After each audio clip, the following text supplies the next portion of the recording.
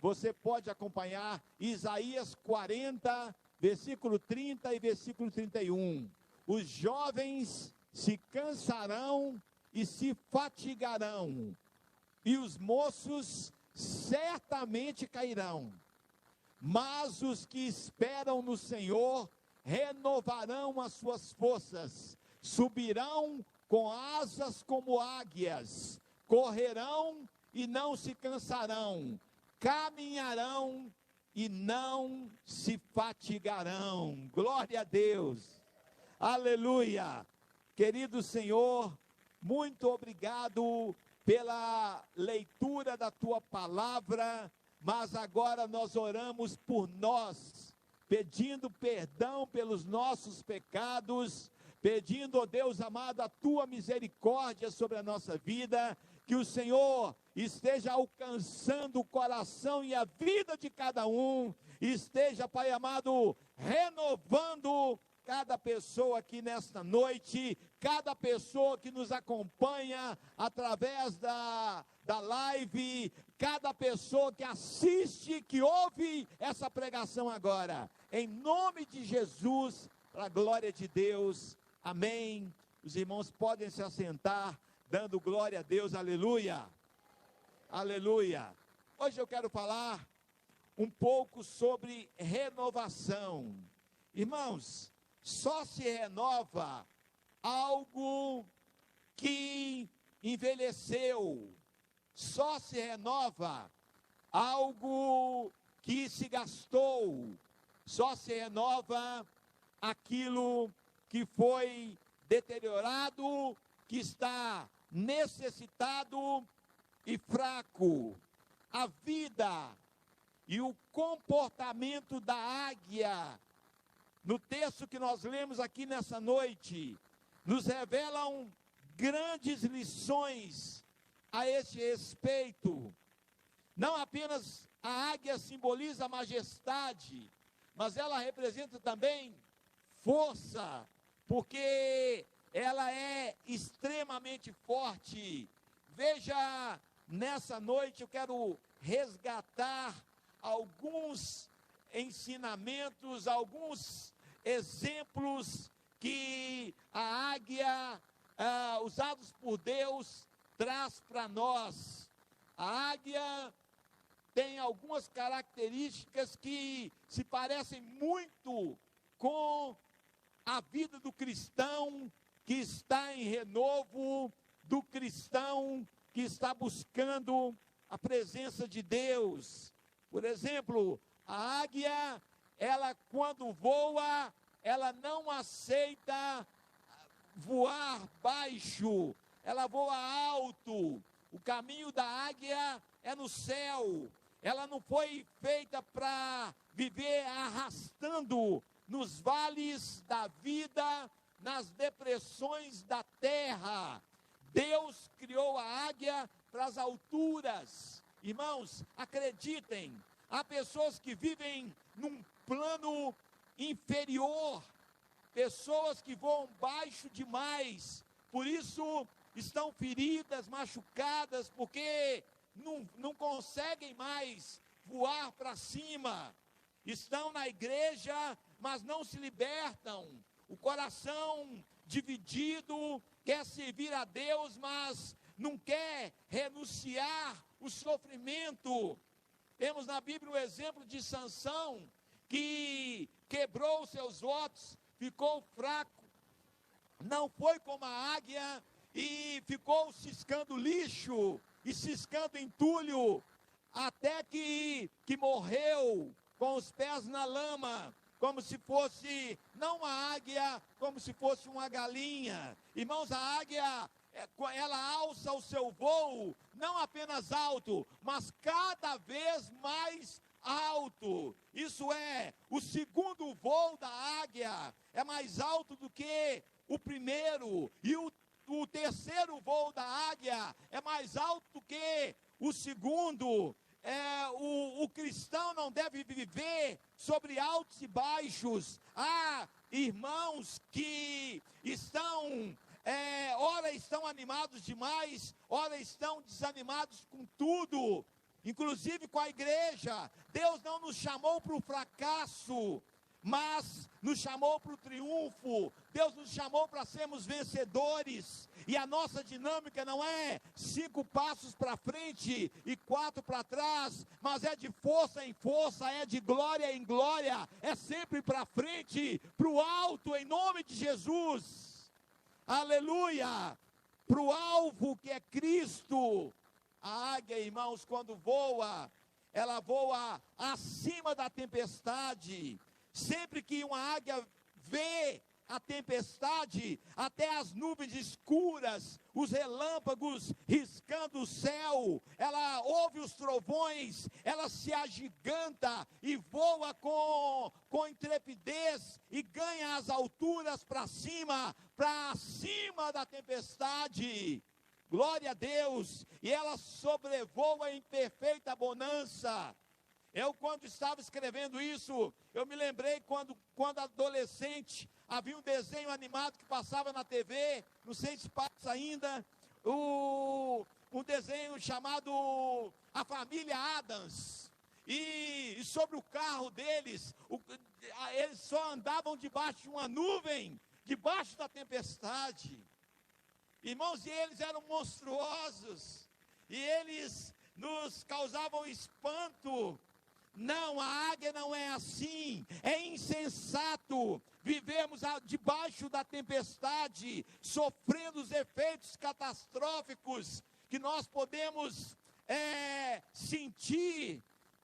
É importante se podemos voar alto e desfrutarmos o refrigério de Deus e bonança dos braços de Deus. Por exemplo, esse projeto de intercessão é uma oportunidade tremenda de ir para os braços de Deus e ficar ali um tempinho, ficar no colo de Deus, ser tratado pelo Senhor. Dizem que o avestruz, quando ele vê o perigo, ele esconde a cabeça na areia. Na verdade, isso é um mito. O avestruz, ele não faz isso, mas faz quase isso. Quando o avestruz encontra um problema, ele baixa a cabeça, ele dobra o pescoço e vira a cabeça entre as pernas, e parece que a cabeça dele está enterrada na terra, porque ele tem medo do problema. Não tenha medo do teu problema, o teu Deus é maior do que o teu problema. Aleluia! O segredo é voar alto, mais alto do que a tempestade que você está passando. O segredo é se agasalhar nas asas do Onipotente. Salmo 91, verso 4. Ele te cobrirá com as suas penas e debaixo das suas asas estará seguro. Aleluia! A águia tem uma outra característica. Quando ela voa em linha reta. Ela voa como uma flecha, como um projétil. O seu voo não é em círculo, o seu voo não é sinuoso. Os que esperam no Senhor devem voar em linha reta, ou seja, cada servo do Senhor precisa ser transparente e íntegro, e a vida do cristão não pode ter sinuosidade, nada escondido, nada secreto, a retidão. Somos filhos da luz, devemos andar na luz. Há pessoas que tratam com polidez os amigos, tratam com polidez os estranhos na rua, mas dentro de casa agem com brutalidade. São anjos na igreja, demônios dentro de casa. O maior obstáculo para a igreja é a pessoa que vive uma vida desordenada. O subcristianismo é pior do que o anticristianismo. Um cristão sem integridade é pior do que o ateu. A igreja precisa ter a integridade de José, de Daniel, de Neemias. O cristão não pode ser conivente com o erro, não pode ser corrupto nem corrompido. Seu caminho não pode ser sinuoso, ele deve voar reto como a águia. A águia não voa em círculos. Quem voa em círculos são urubus. Ela voa reto porque tem um alvo definido, sabe de onde veio e para onde vai. Não vive sem rumo e sem destino, não está perdida, não está estagnada. A pastora Nara falou que passamos 2 anos de pandemia, muita coisa não foi feita, mas não ficamos parados, continuamos avançando. A águia acaba revelando no seu voo desenvolvimento, progresso, crescimento, avanço. Há pessoas que, diferentes da águia, são como urubus.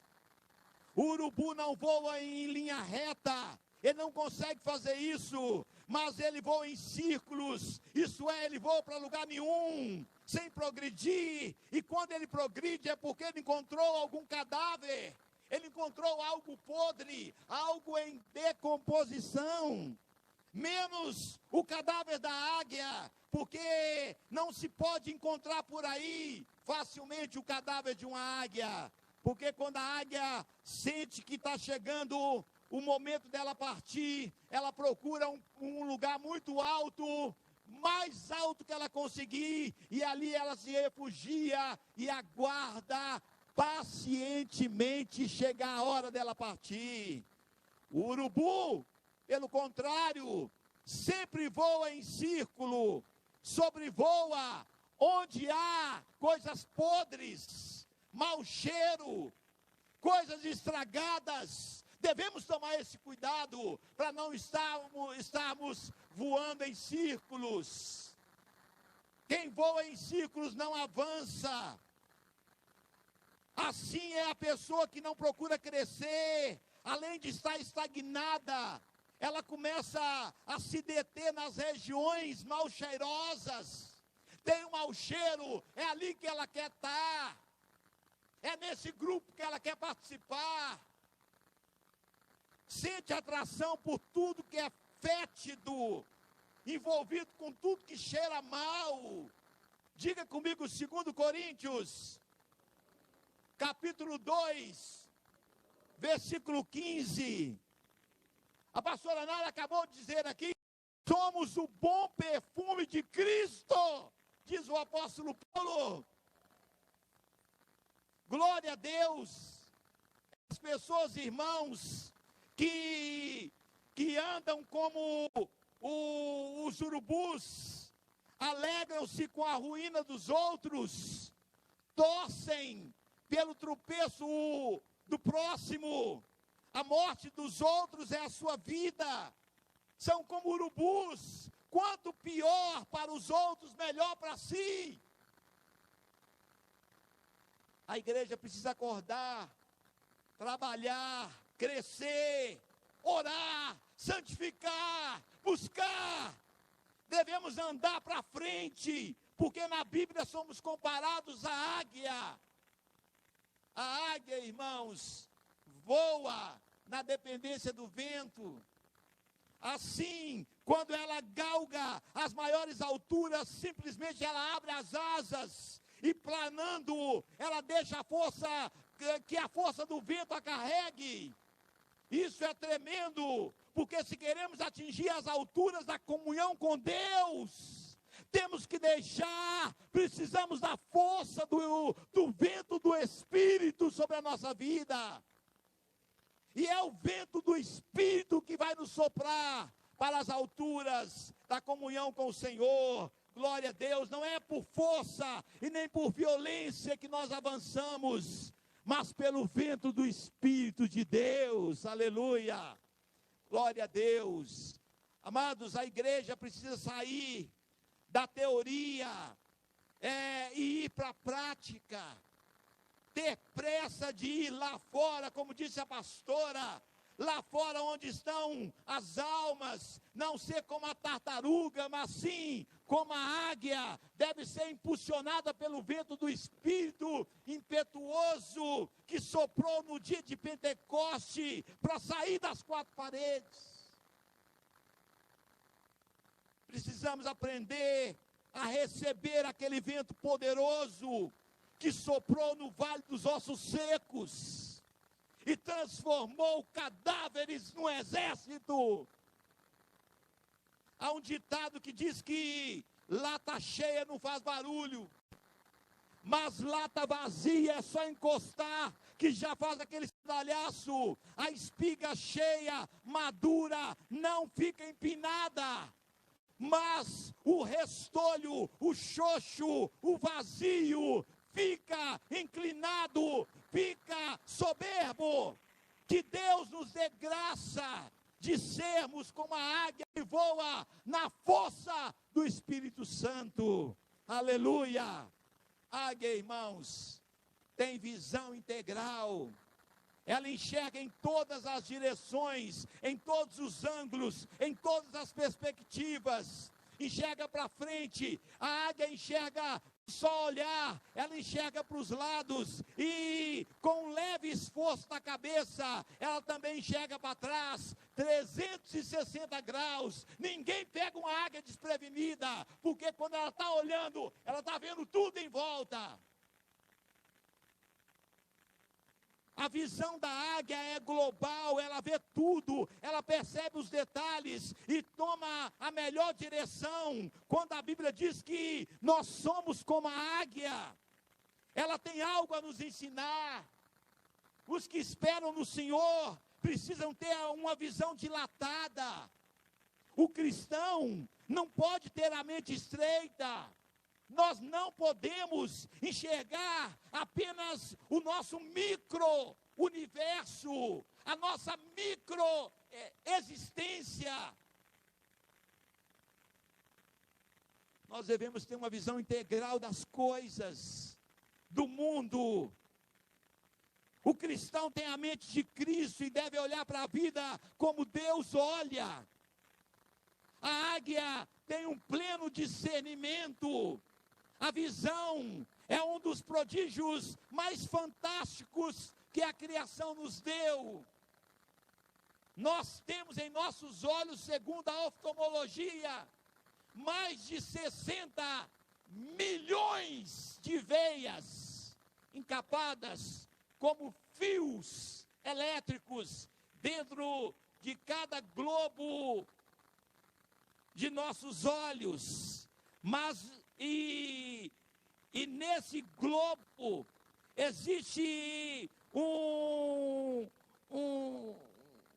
uma criação de Deus, um pequeno pontinho no meio de 60 milhões de veias ligadas num pontinho só, dentro do nosso olho, que se chama flória.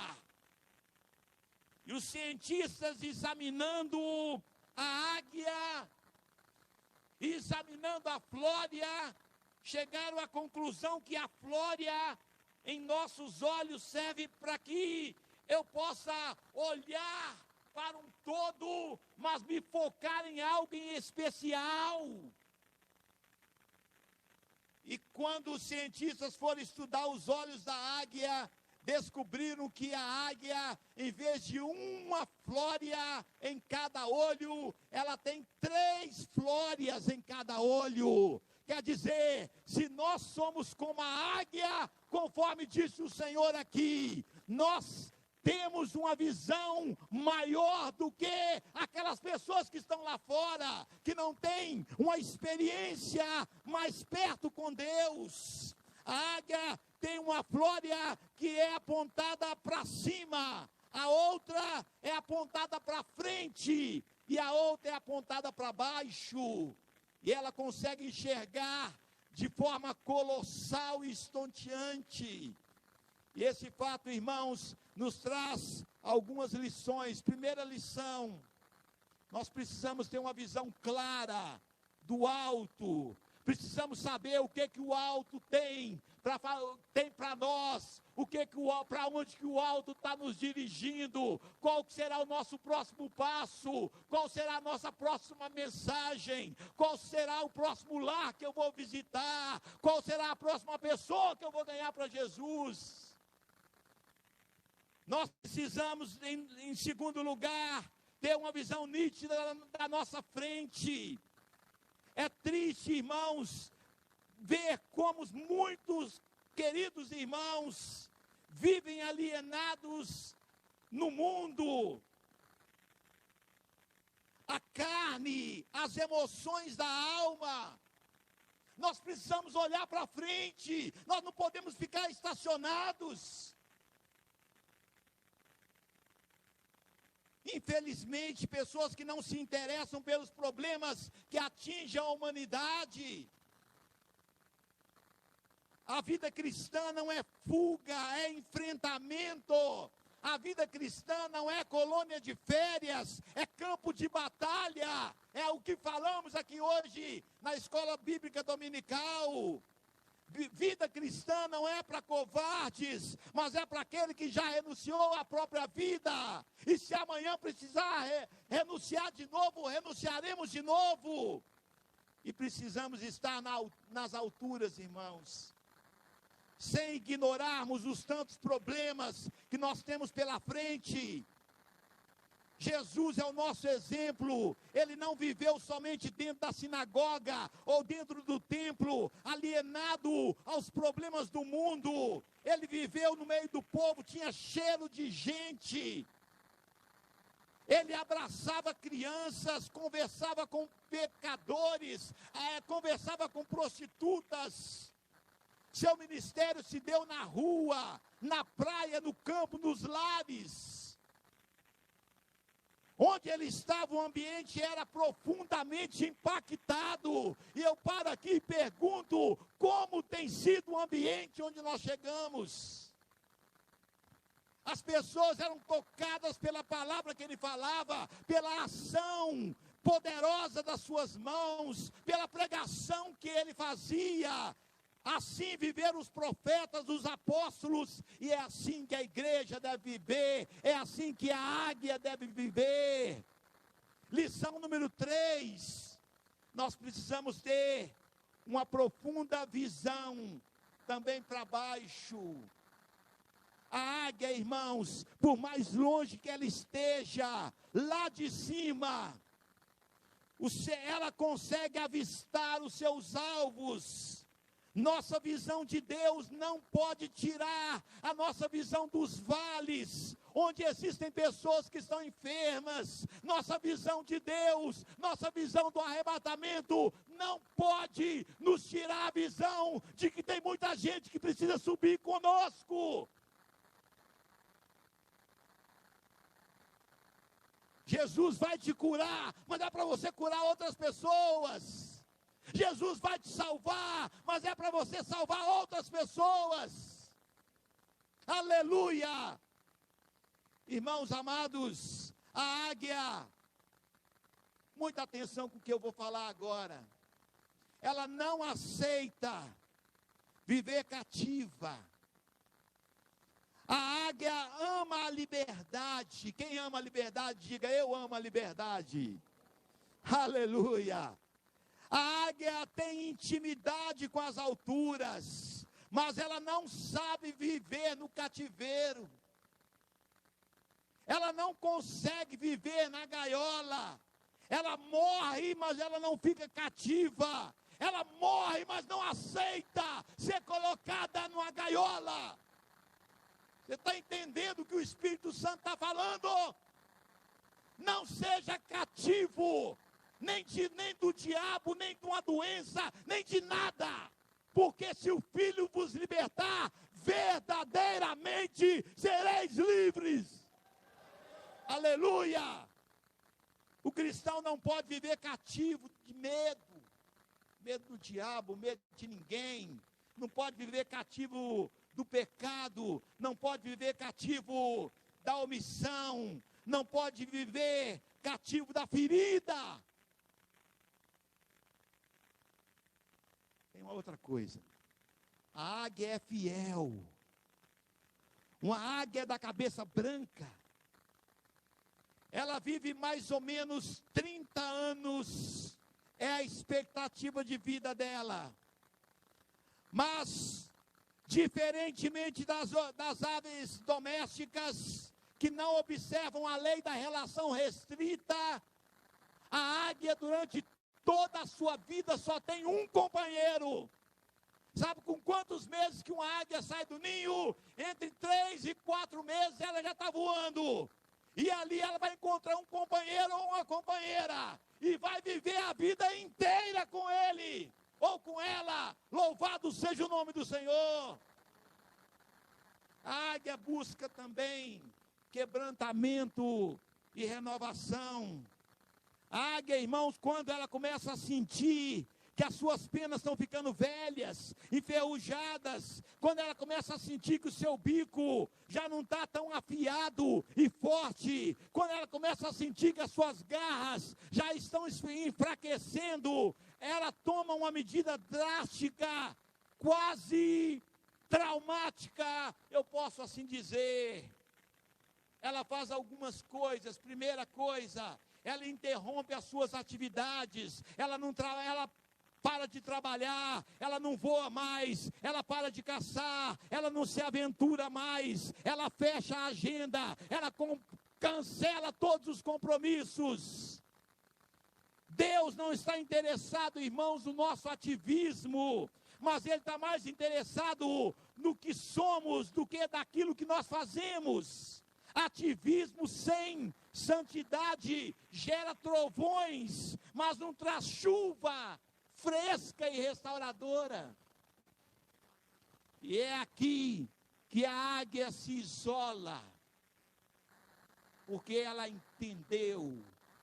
Se ela não entendeu, o Espírito Santo falou com ela: águia, eis que te digo nesta noite, você precisa de cura, você precisa ser tratado, você precisa ser tratada, e ela entende isso, e ela vai para um alto penhasco, ou ela vai para o projeto de intercessão, ou ela vai para o encontro, ou ela vai para um lugar especial, para o fundo do seu quarto, tranca a porta, e ali entra em jejum e oração, comunhão e santificação com Deus. Ali ela chora, ali ela deixa Deus começar a trabalhar. Irmãos amados, a águia, ela não voa em bandos. Quando ela está num processo de renovação, ela fica mais isolada ainda.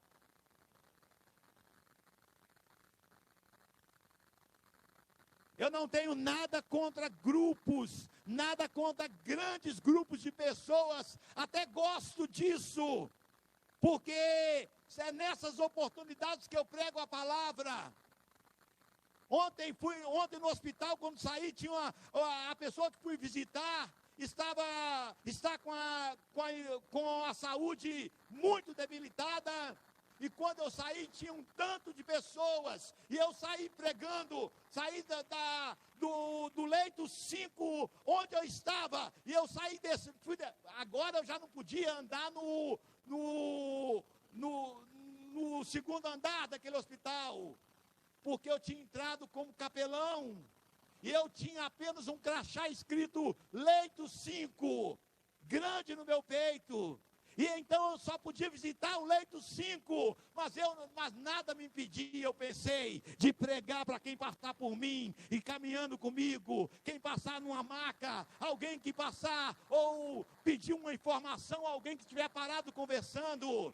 E eu saí dali, ministrando a palavra de Deus, e desci pela rampa, e vim andando, pregando a palavra, semeando a palavra. Encontrei alguns irmãos aqui da igreja, lá na porta do hospital também, que ali estavam também fazendo a obra de Deus, glória a Deus. Sabe, mas tem momentos, ainda que a gente goste de ficar no meio da multidão, tem momentos que você vai precisar se isolar. Tem momentos que você vai ter que estar sozinho, para Deus tratar com você e comigo. Sabe, irmãos, a águia vai lá para as alturas, e de repente, ela começa a entender que ela precisa daquela situação solitária para ela ter comunhão com Deus, porque algumas coisas serão mudadas por Deus na vida dela, talvez profundamente dolorosas. E ela então começa um processo. Ela primeiro arranca as suas penas velhas e sujas de sangue das caçadas e dos embates da vida velha. E ela agora arranca todas as penas do seu próprio corpo. Imagina uma águia depenada igual um frango. E agora com sangue escorrendo por todo o seu corpo. Talvez você quase lembre lá da cruz. E a águia arranca todas as penas. Mas acreditem, de repente começa a nascer penas novas. Ela sofre, está fazendo frio, ela está lá sozinha, lá no meio das alturas, está doendo, mas está sarando. As penas novas começam a crescer. Ela diz: me aguardem, porque em breve eu estarei de volta, estarei voando mais alto do que eu voava antes, em nome de Jesus. Irmãos, e a águia descobre que o bico dela também está cansado. Acreditem, há momentos que o nosso bico fica fraco. E quando o nosso bico adoece, um processo doloroso começa. Davi, quando notou que o bico dele tinha adoecido, ele falou: Senhor, coloca um freio na minha boca, porque tudo que eu falo machuca, tudo que eu falo fere as pessoas, eu não salvo mais, eu estou destruindo pessoas com aquilo que a minha língua fala, o meu bico adoeceu. Então ela, de onde ela está sendo tratada, ela começa a bater o bico na rocha, e ela vai batendo o seu próprio bico. Aquilo deve dar uma dor que não tem jeito de descrever, e ela vai batendo até que o bico dela arranca, e sai aquele tanto de sangue, e ela sofre, porque é com o bico que ela come. Agora ela vai ter fome, mas de repente começa a nascer um outro bico mais forte do que o ferro, no lugar daquele primeiro que ela ganhou da mamãe, lá no ovo ainda. Você está entendendo que Deus quer mudar o bico da igreja? Deus quer mudar as palavras da nossa boca. O salmista disse: o meu coração ferve de palavras boas. Aleluia! Ela esfrega o bico na rocha. Será que nós não estamos precisando esfregar o nosso bico na rocha, não? Ei, você que está nos assistindo aí, será que você não está precisando esfregar o seu bico na rocha também, não?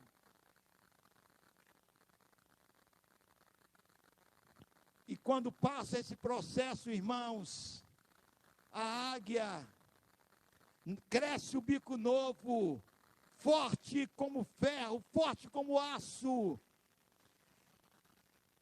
Entendam, nós precisamos também colocar nossa boca no pó, remoer as coisas velhas dos nossos lábios, trocar o nosso bico, trocar nossas penas.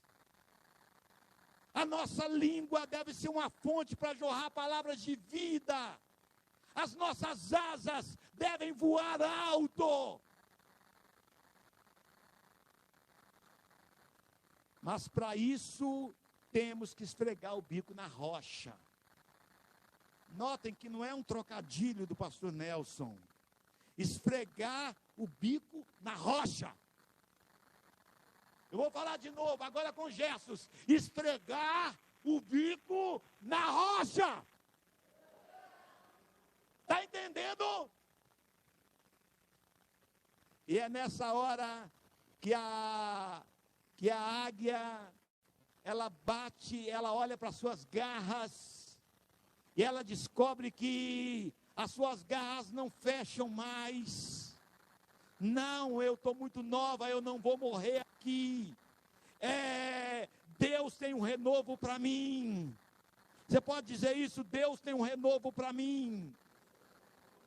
Irmãos, é nessa hora que ela olha para suas garras e ela descobre que com aquelas garras ali, ela não vai pegar nada. Ela que conseguiria carregar quase um bezerro, ela já não vai conseguir mais fazer o que ela fazia. Então ela começa a esfregar, e toda ensanguentada, ela começa a esfregar suas garras ali nas fendas da rocha. Aleluia! E quando as garras dela quebram, dali surgem novas garras. Ela está sendo renovada. Aleluia! Glória a Deus. Não, ela não está doente. Deus está tratando dela.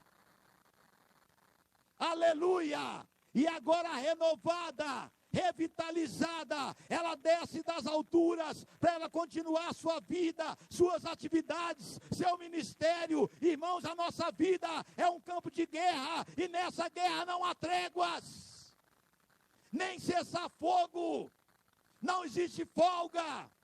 A diferença é que as nossas armas não são carnais, e sim são armas espirituais. E como igreja do Senhor, nós nos declaramos águias do Senhor. Em nome de Jesus, não aceitamos voar em círculo, nem como andorinha, nem como pomba. Nós somos águias do Senhor. Aliás, eu quero terminar essa palavra aqui agora.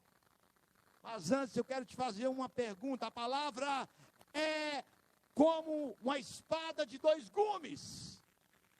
Está restaurando uns e cortando o que não presta de outros. Está acontecendo isso comigo aqui agora. Mas eu quero fazer uma pergunta, enquanto os irmãos do som vêm ali. O que torna esse pássaro chamado águia tão majestoso? A resposta certa é uma só, apesar de eu ter falado tanta coisa sobre a águia.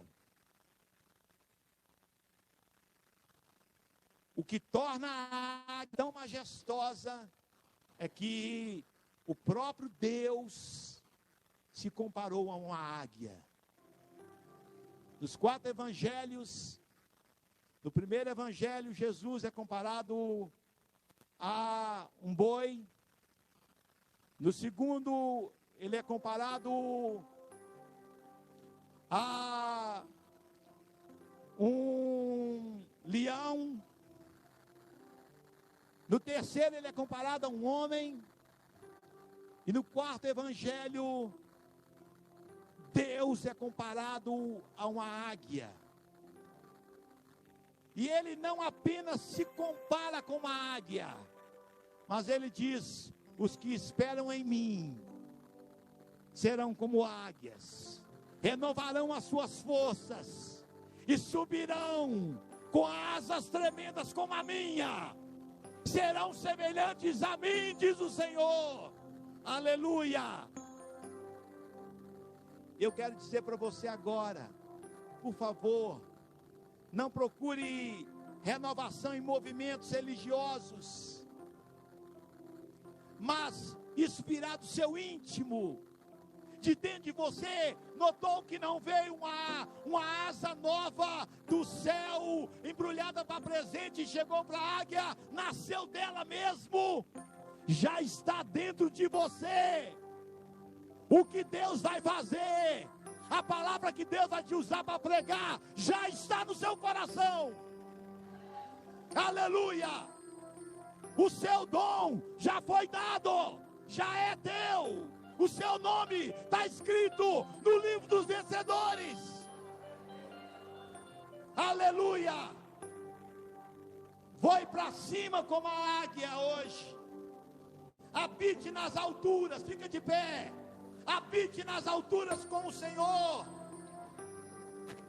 Fala para o irmão que está do seu lado aí: você foi criado para vencer. Você nasceu para vencer. Você nasceu para vencer. Fala para ele assim: eu não acho não. Eu tenho certeza. Você nasceu para vencer. Aleluia! Aleluia! Glória a Deus! Aleluia! Glória a Deus! Vamos cantar!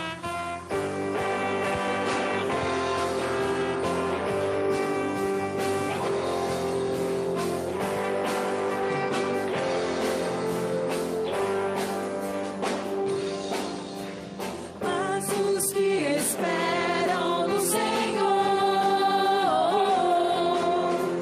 renovarão as suas forças, subirão com asas como águias, correrão e não se cansarão,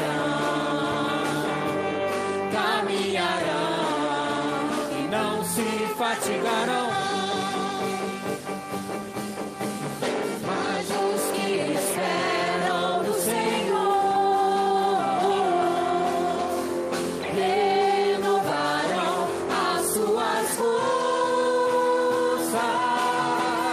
subirão com asas como águias, correrão, se cansarão, caminharão e não se fatigarão.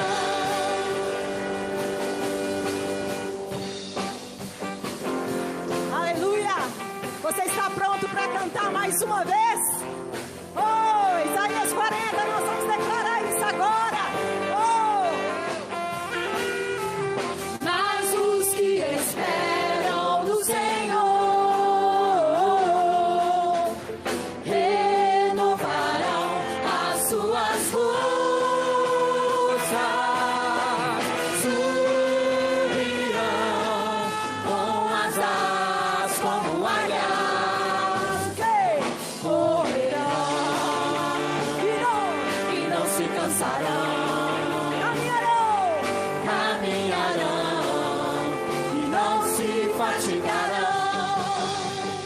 Será que a igreja agora pode cantar?